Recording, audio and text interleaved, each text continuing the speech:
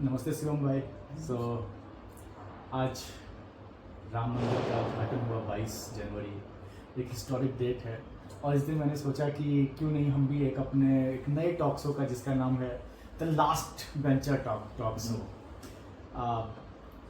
APJ Abdul Kalam ने बहुत अच्छे रूप से कहा था कि the country's finest brain is found on the last benches. तो उसी क्रम में हमने सोचा कि एक लास्ट बेंच टॉक शो हम लोग करते हैं, जिसमें कि बस मैं इतना ही करूँगा कि whosoever last ventures I know जो जो स्कूल में कॉलेज में जो लास्ट वेंचर्स थे and the things they have achieved in the life, उनकी एक जर्नी सुनेंगे हम। और क्योंकि हर इंसान, मेरे हिसाब से हर इंसान अपने आप में एक हीरो होता है, अपने समाज का, अपने परिस्थिति का वो एक हीरो होता है। And how from the backbenchers to the top leading position in the JS associate, इसकी कहानी हम आपसे सुनेंगे। फिर थोड़ी फिलोसफिकल बातें करेंगे, थोड़ी देखते हैं कि how this talk shows go around, right? तो शिवम भाई, अगर थोड़ा सा आप अपने बारे में बताएं कि from where you belong, how your journey started. एक छोटा सा फॉर्मल वे लेके चलते हैं, बस 2-3 मिनट के लिए, and then will take it completely informal. जो मतलब जो लिटरली जो हम लोग लास्ट बेंच पे बात करते हैं, आज वही होने वाला है इधर। एक बहुत ही प्योर पर्सपेक्टिव रखने की कोशिश करेंगे हम लोग, right? Let's start from so अगर देखा जाए तो like I was born and brought up in Jamshedpur, मतलब, और वहाँ से आना, लाइक यू सेड, स्कूल में तो लास्ट बेंच का आदत था। I was never a topper, means I don't wanted to become a topper either. मुझे ऐसा लगता है ये टॉपर वाला जो फिलॉसफी है ना, वो बहुत फ्लॉड है। वो एक्चुअली बहुत फ्लॉड है, मतलब क्योंकि टॉपर आप किसी को नंबर से या किसी को कुछ मार्क्स से या किसी को कोई सब्जेक्ट से रेट नहीं कर सकते हो। एक real seat of paper can't decide your future. Exactly. और इसलिए मैं कभी टॉपर बनने का थ्राइव भी नहीं करता था। I always used to come 6-7 rank. लेकिन जो एंजॉय सबसे ज़्यादा करता था तो पीछे बैठ के गप्पे हाँकना, लोगों से रूबरू होना, रियल लाइफ को समझना, जितने ज़्यादा लोगों से बात कर पाओ, जितने ज़्यादा मस्ती कर पाओ, जितना ज़्यादा मेमोरीज क्रिएट कर पाओ, वैसे ही था। And that is how I started. 10th तक तो वहीं था, फिर वाइजैक शिफ्ट हुआ 11th-12th में। वहाँ पर भी लाइक आई थिंक वो विद्रोही माइंडसेट डेवलप किया कि कुछ भी चीज़ हासिल करने के लिए वो सीधा सोच से हासिल करना कम होता है, बहुत मुश्किल है। तो लास्ट में बैठ के वो तो सीखा है कि टेढ़ा सोचना कैसे है, तो वही अप्लाई किया। फिर लिटरली मतलब मेरे को जब मैं निकला था 10th से, मेरे को बोलते थे कि बेटा तेरे से कुछ ना हो पाएगा, तो तुमसे कुछ ना हो पाएगा। लिटरली वही सबको वही लगता था, मतलब मेरे परिवार में, क्योंकि मेरे दोस्त यार ये सब ऐसे ही था, मतलब हमारा का टैग लगा हुआ था, वो स्पाइक एयर उस समय चलता था एकदम बाल तो हाँ। फिर लेकिन 11th-12th में फिर मैंने लोगों को दिखाया कि ज़रूरी नहीं है आप सीरत या सूरत से पहचाने जाते हो। आपका मेन आप बाल स्पाइक करते हो, इसका मतलब ये नहीं कि आप पढ़ नहीं सकते हो। वो पढ़ाई तो कहीं से भी आ सकता है। विद्या किसी आप फैंसी कपड़ा पहन रहे हो या जूता पहन रहे हो या जेल लगा रहे हो, उससे विद्या का लेना देना नहीं है। तो आदमी को वैसे पहचानना भी गलत है। तो उससे वही फिलॉसफी पे मैं चला। फिर 11th-12th में JEE भी क्रैक हुआ, फिर IIIT में गया। IIIT में जब शुरू में मैं जब गया तो मैं एक बुलेट लटका गया, लिटरली एक बुलेट चेन था, जो बुलेट लोग ऑटोमेटिकली डर जाते थे, बोलते थे भाई ये है कौन मतलब ये IIIT कैसे आया? पहले तो क्वेश्चन वही होता था, भाई था IIIT में हुआ कैसे? जनरल से ही होना है मैं बोल रहा हाँ भाई जनरल कैटेगरी ही हो, IIIT में ही हो गया बस। उसके बाद अगेन वहाँ पर भी मेरे को IIT मिला था SM धनबाद, लेकिन मेरे को ऐसा लगता कि आई डोंट वांट कि मेरे को टॉप कॉलेज में फिर IIT का टैग वैग से मुझे ज़्यादा मतलब नहीं रहा है। तो वहीं पर फिर एक अच्छा चीज़ था कि वहाँ पर मैं बहुत चीज़ ट्राई करना चाहता था। कॉलेज में घुसने के बाद एक्सप्लोर, राइट? ऐसा नहीं होना चाहिए कि तुम रेस्ट्रिक्ट हो जाओ कि एक ही चीज़ करना है, यही करना है। तो वो सब मेरे दिमाग में कभी नहीं था। फिर मैंने एक्सप्लोर करना शुरू किया। IEEE में था, क्रिकेट में था, ड्रामा में था, ड्रामा का कोऑर्डिनेटर तक गया। एक बार तो NSD से they asked for workshop also कि आके 6-7 दिन का वर्कशॉप अटेंड करो, वैसा ड्रामा में था। और पढ़ाई भी 9 CGPA आ जाता था। IEEE के थ्रू बहुत ज़्यादा रिसर्च प्रोजेक्ट्स करने लगा। और IEEE के थ्रू ही कॉलेज में जब मैं निकला तो सब मेरे को IEEE बॉयज ही जानते थे कि कुछ नहीं तो IEEE तो आता। और वहाँ फिर कॉलेज में आखिरी साल निकलने से एक बहुत अच्छा डिसीजन था मेरे सामने। 2 कंपनी में सिलेक्शन हुआ। एक कंपनी में आप सोचो 15 लाख का पैकेज, और दूसरा कंपनी जीएस, उसमें से 7 या 8 लाख देता था। सॉरी जीएस, बट हाँ, लेकिन वो जीएस जब 7-8 लाख रुपया भी, मतलब आई थॉट कि that's more than that 15 lakh, क्योंकि जिससे मैंने बात किया जीएस के बारे में, I heard about freedom you get in GS to मतलब explore and to do what you want rather than get restricted towards 9 to 5 कि सिर्फ जाओ नौकरी करो चाकरी करो और आ जाओ। तो वो कॉन्सेप्ट में मैंने बोला, और उसका मैं दोस्त लोग मेरे को चिढ़ाते थे, तेरा 10th में 90 है, 12th में 96.5 है, ये इवन इंजीनियरिंग में 9 पॉइंट है, फिर भी तुमको 8 लाख का ही नौकरी मिला, मेरे को 20 लाख का मिलेगा, मेरे को 15 लाख का मिलेगा। मैं बोलता था उसमें चलो, फिर जाके संगम में डुबकी लगा के आता था, मैं भी शांत बैठता था। ये था मेरा उस समय, मैं माइंड बहुत सॉर्टेड रहता था, तो वो बहुत इंपॉर्टेंट था। और वो कैसे मिला था वो कॉन्फिडेंस? लोगों के साथ घूम के, लोगों के साथ जान के, एकदम वर्स्ट से वर्स्ट जिसको लोग बुलाते हैं उसके साथ बेस्ट बन के। राइट। तो वो रहा। फिर IEEE में भी मतलब जैसे ऐसे प्रोसीड किया, मतलब I was serving as a chairperson for students and profession globally. IEEE computer society में मैंने ये, फिर रिचर्ड मेरविन स्कॉलरशिप मिला जो सिर्फ 40 लोग को मिलता है ओवर वर्ल्ड वाइड, मतलब। एंड बहुत सारे AI पे मेरा काम करना शुरू हुआ, इमेज प्रोसेसिंग, कंप्यूटर विजन से शुरुआत, फिर नेचुरल लैंग्वेज प्रोसेसिंग। तो आप सोचो, एक बच्चा जो आवारा गर्दी, जिसको आवारा का टैग मिला हुआ था, जो एक्चुअली लास्ट बेंचर था, आवारा का टैग के साथ वो अभी NLP AI सब सीख रहा है। और फिर वहाँ जैसे इंडस्ट्री में घुसा, वहाँ संदीप से मुलाकात हुआ, मतलब वो भी, उनका भी मतलब बोलते हैं right, like that thinking is very, मतलब सब अगर वर्टिकल सोचते हैं तो संदीप का थिंकिंग हॉरिजॉन्टल जाता है, लेकिन वो हॉरिजॉन्टल थिंकिंग के कारण ही कितने सारे चीज मैंने देखे। And he is also a last bencher by the way. तो अच्छा, so probably I'm like next time मैं पुणे आऊँ तो probably I'll catch him कि sir last bencher। For sure, मतलब Sandeep is actually a last bencher himself, so he always used to, and उनका भी सोचने का अलग तरीका था। I got a mentor like him। उसके बाद उनके अंदर सीखा, प्रोजेक्ट मैनेजमेंट के बारे में सीखा। मतलब देखो, सबका AI वो AI is a very वो चलता है। राइट। मेरे को पहले सारा रिसर्च पेपर मेरा, मतलब मैं 15 रिसर्च पेपर सब AI पे, लेकिन वो 15 रिसर्च पेपर जो इनपुट गया है ना, उसका 2 इंपॉर्टेंट कंपोनेंट है। एक है जो guidance in terms of data मेरे को मिला, और दूसरा है project management, program management, overall कैसे देखा जाता है बिगर पिक्चर, वो मेरे को गुरुजी ने दिया, मतलब संदीप ने ही मेरे को सिखाया। और IEEE में भी मैं ग्रो वैसे ही पैरेलली करते गया। अभी तो बहुत सारे कम्युनिटीज में मैं क्या ही इतने गिनाने लगूंगा तो पार हो जाएगा। फिर बहुत सारे मतलब कॉलेजेस में as a lecture, even IIT Kharagpur, BIT Vellore, मतलब NIT दुर्गापुर, जादवपुर, हर जगह कॉलेज मतलब लेक्चर्स देना AI पे। And in general also like when I used to interact with young mind, आज भी मैं लेक्चर इसलिए नहीं देना चाहता हूँ कि मैं वो लेक्चर देना पसंद, मेरे को लोगों से मिलना, बात करना, उनका पर्सपेक्टिव जानना, वो अलग ही होता है। और वहाँ पर जब लास्ट बेंचर से मिलता हूँ तब जो आनंद, और इवन अपने टीम में फिर मैं लास्ट बेंचर को ही लाता हूँ क्योंकि वो जरूरी है। So are we going to say कि last bencher is going to rule the world?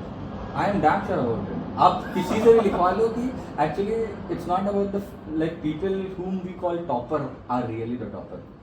वो जो लास्ट बेंचर होते हैं वो उनका दिमाग, मतलब सोचने का तरीका रेवोल्यूशनाइज कर सकता है। वो बोलते हैं ना रियल रेवोल्यूशनरी, वो होते हैं। और आपको अगर कोई इनोवेशन करना है या डिसरप्ट करना है तो आपको बंदे चाहिए जो रेवोल्यूशनाइज कर पाए चीज़ों को, मतलब रादर देन वैसे बंदे जो आपको सिंपल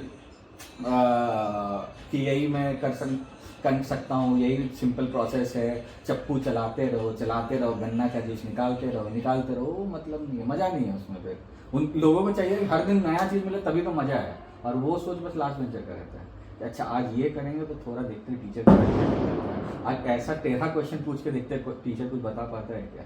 तो वो सोच वाले बंदे।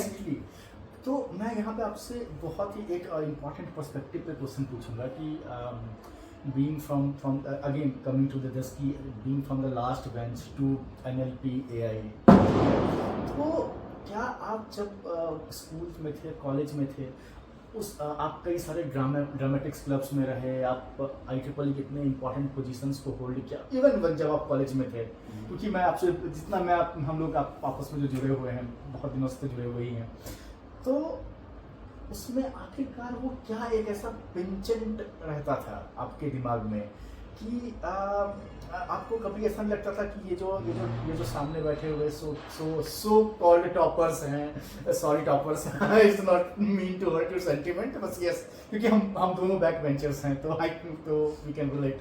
सो जो सो कॉल्ड ये है, तो उससे आपको क्या कैसा मतलब उनको देख के दया आती थी या उनको देख के प्रसन्नता होता था, ऐसा क्या फीलिंग था उनको देख कर? न्यूट्रल था, मतलब उनका एक माइंडसेट, भाई रटंत विद्या बोलते हैं अपने मतलब ठेठ में अगर बोले तो उसको रटंत विद्या बोलते हैं। जो रटंत विद्या होता है ना, वो ऐसा होता है मतलब एक्चुअली वो अच्छा, एक्चुअली एक टॉपर के साथ मैं बहुत रहा हूँ, मैं बहुत घनिष्ठ मित्र था, वो नाम नहीं लूंगा, लेकिन बस वो मतलब दोस्ती बहुत अच्छा था हमारा। और उसका जब पर्सपेक्टिव में देखता था, उसका माइंडसेट था कि मेरे को कैसे भी करके टॉप करना है, प्रॉब्लम सॉल्व नहीं करना है, मेरे को फर्स्ट रैंक लाना है।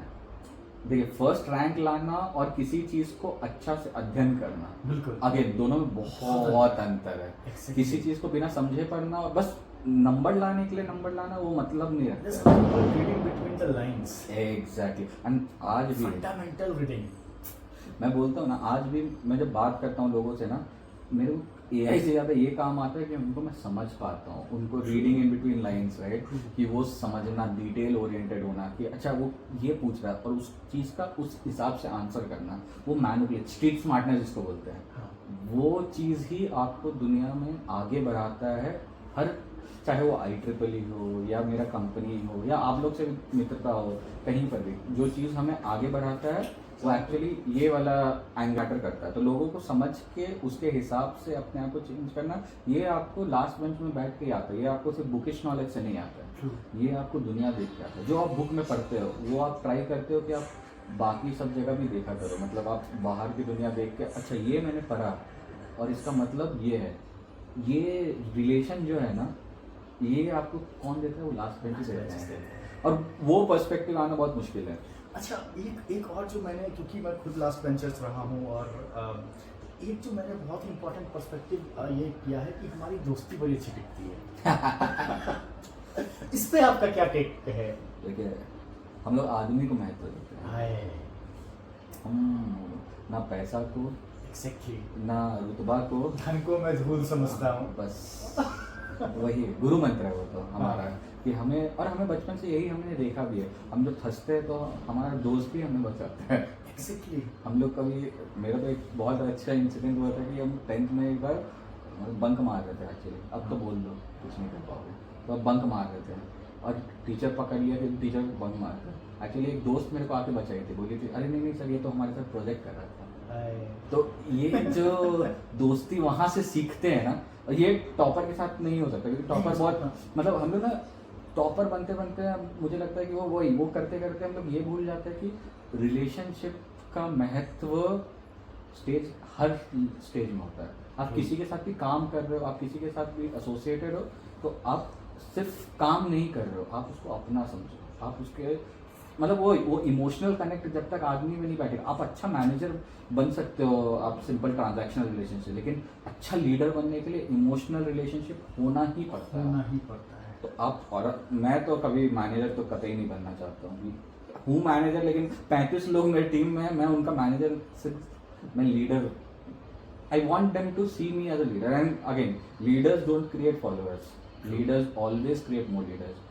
अगर आप रियल लीडर होंगे तो आप और अपने ऐसे लीडर बनाओगे, ऐसा नहीं बनाओगे कि अच्छा तुम मेरे को फॉलो करो, अच्छा हम ये बोल रहे तो हम अगर बोल रहे हैं कि सूरज पश्चिम से होगा तो बोलो पश्चिम से होगा, वो लीडरशिप नहीं है। Leadership true. आज मुझे, अगर मैं अपनी भी बात करूँ शिवम भाई, कि मतलब मुझे भी आज लगता है कि आज मैंने कितनी सब्जी कोठी बना करके बेच दिए, वो मेरा सक्सेस का पैरामीटर नहीं है, बट मैंने कितने नए नेकी क्रिएट किए जो एक्चुअली समाज में जाकर के छोटे गरीब तबकों के दुख को समझ पाए, एम्पैथी स्टडी कर पाए, और फिर एक उनके लिए एक डिस्ट्रक्टिव सोल्यूशन ला पाए। This is what even I also, so मैं बहुत रिजेंबल करता हूँ इस थॉट पे, और इसलिए हमारी इतनी बनती भी है।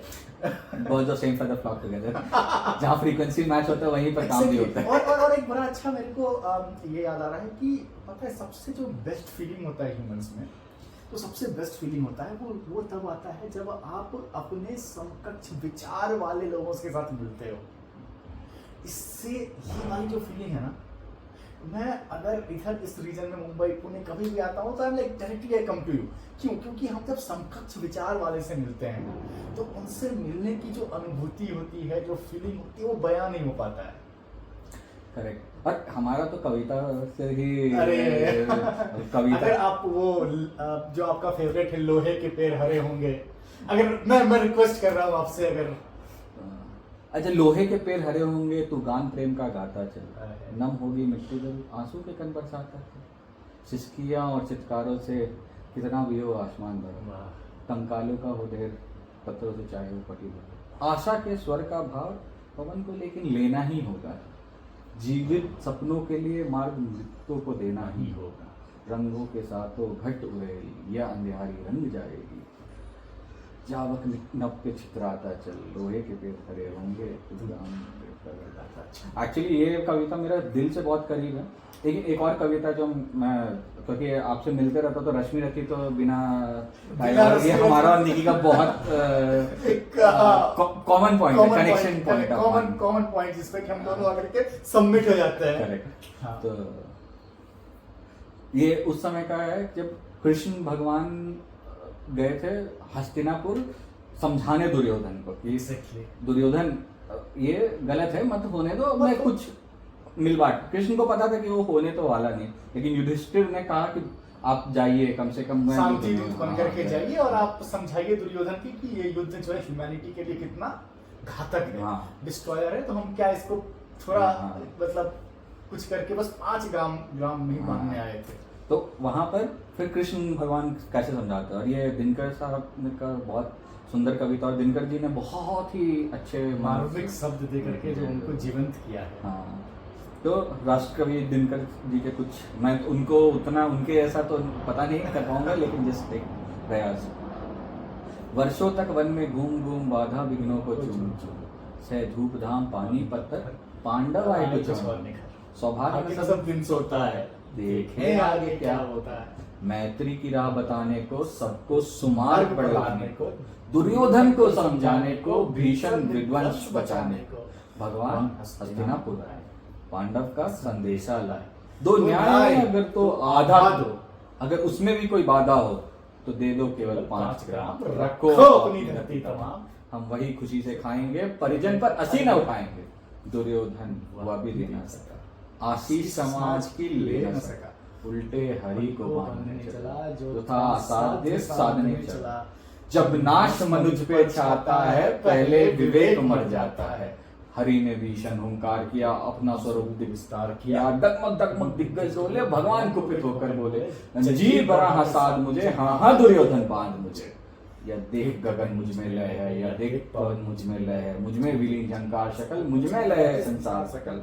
अमृत तो फूलता है मुझ में, संसार झूलता है मुझ में, उद्याचल मेरा दीप्त भाल, भूमंडल वक्षस्थल विशाल, भुज परिधि बंद को घेरे हैं, मैं नाक मेरु पग मेरे हैं, दीप्ते जो ग्रह नक्षत्र निकर, सब है मेरे मुख के अंदर, दिव्य हो तो दृश्य अखांड देख, मुझ में सारा ब्रह्मांड देख, चर अचर नश्वर मनुष्य सुर जाति अमर, सतकोटि सतकोटि सत सिंधु सतकोटि ब्रह्म, सतकोटि विष्णु सतकोटि जलपति जिष्णु ने, सतकोटि ब्रह्म सतकोटि काल सतकोटि जंतधर, लोकपाल जंजीर बढ़ाकर साधे ने, हाँ दुर्योधन बांध मुझे, अंबर में कुंतल चाल देख, पद के नीचे पाताल देख, मुट्ठी में तीनों काल देख, यह देख जगत का आदि सृजन, यह देख महाभारत का रण, मृतकों से पटी हुई भू है, पहचान कहाँ इसमें तू है, पहचान कहाँ इसमें तू है, अंबर में कुंतल चाल देख, पद के नीचे पाताल देख, मेरा स्वरूप विकराल देख, यह देख जगत का आदि सृजन, यह देख महाभारत का रण,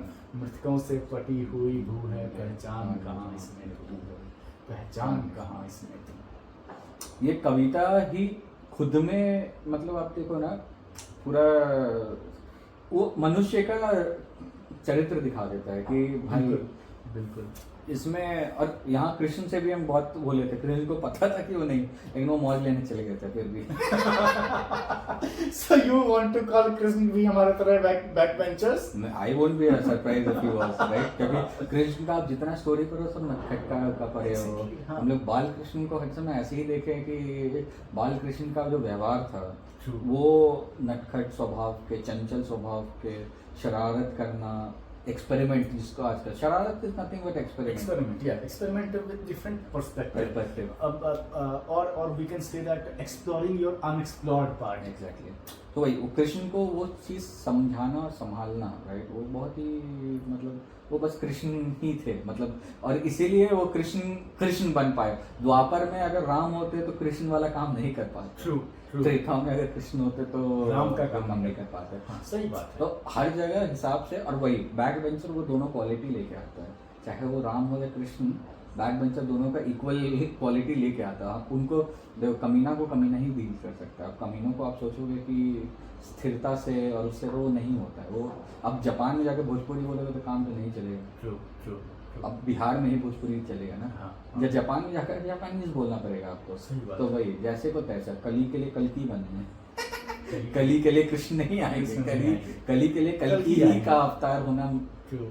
जरूरत है। तो बस वही आगे तो इसीलिए, और वो आई थिंक कलयुग में, स्पेशली कलयुग में बैक बेंचर्स का, क्योंकि you need like someone who can think very very differently rather than thinking towards like a common like similar pattern, या thinking towards like a repetitive True. task, like वही है। तो अभी जैसे शिवम भाई हमने आपके कवित्व को देखा, हम जाने आपके बारे में कि हाउ यूज्ड टू द, लेकिन अगर मैं आपकी एक ट्रांसफॉर्मेशन की जो जर्नी है आपकी, कि starting from there you proceed to IEEE, then you are leading a 40 people team here, जो AI NLP that's to into biomedicine domain में जो आप काम कर रहे हैं। So coming to this part, this reality part जो अभी आप कर रहे हैं, तो इसमें आप कैसे फ्यूचर को देखते हैं? हाउ आपको अगर अपने बैक बेंचर्स को, जो अपन वाला जो ग्रुप है, उसको AI के बारे में बताना हो, उसको ML के बारे में बताना, उसको ग्राफ के बारे में बताना हो, उसको इन जनरल कोई ऐसा चीज़ करना हो कि वो थोड़ा मस्ती करना ना छोड़े, बट वो इतना सा मोटिवेट हो जाए कि वो मतलब दिशा सही हो। मेरा इस टॉक को करने का बस इतना ही पर्सपेक्टिव है कि इस समाज में एक जो सोचने का स्तर है, जो समाज को देखने का नज़रिया है, वो बदलना चाहिए, राइट? तो उस पर्सपेक्टिव से आप कैसे इस चीज़ों को लेके चलोगे कि लोगों को क्या कहाँ आपको फ्यूचर दिख रहा है AI ML का, क्योंकि आप एक एक्सपर्ट हो AI ML के, राइट? तो इस पे आप क्या कहोगे? तो देखिए, कोई भी intelligence, right, like data point से गवर्न होता है। वो तो हम लोग आज ह्यूमन बीइंग भी हम लोग का चर्चा हो रहा था, राइट, कि even human as like data points plays a very important role. तो आर्टिफिशियल इंटेलिजेंस में भी सबसे इंपॉर्टेंट चीज़, और मेरे गुरुजी का कहना है अगेन, कि गार्बेज इन गार्बेज आउट। अगर आप गार्बेज दोगे किसी चीज़ को, तो आप ये नहीं कि फूल बन निकलेगा, गार्बेज ही निकलेगा। तो आर्टिफिशियल इंटेलिजेंस का पहला और मूल उद्देश्य होता है कि आपका जो इनपुट डेटा है कहीं भी किसी फॉर्म में बहुत सही है, और उस पर ज़्यादा समय बिताने का ज़रूरत होता है। Algorithm is the second part of. तो जनरल जो AI इंजीनियर्स होते हैं आज के ज़माने में कहीं से पाइथन कोड सीख लेंगे एक तो, और वो बैक बेंचर्स तो कतई नहीं है। वही वो रटंत विद्या के सही पाइथन सीख के, अच्छा ये import this, import Keras, import tensor flow, और एक मॉडल बना देंगे और हो गया। वो AI नहीं है। AI का मेन मतलब होता है ये आपको चीज़ समझना पड़ेगा कि अच्छा सिग्मॉइड यूज़ करें तो क्यों यूज़ करें। अगर CNN में आप कॉन्वोल्यूशन लेयर लगा रहे हो तो CNN ही लगेगा कि RNN से वो प्रॉब्लम सॉल्व हो सकता था। अब RNN की जगह आप CNN लगाओगे, CNN की जगह RNN, वो तो ये सेम हो गया कि द्वापर में आप राम को भेज रहे हो, त्रेता में कृष्ण को, तो वो गलत चीज़ है। तो वही वो पहला पॉइंट है समझने का कि आपको डिसीजन पॉइंट्स डेटा के बेसिस पे लेना चाहिए, अपने जो आता है उसके बेसिस पे नहीं। उसके लिए थोड़ा ज़्यादा सीखना पड़ेगा, हाँ सीखना पड़ेगा।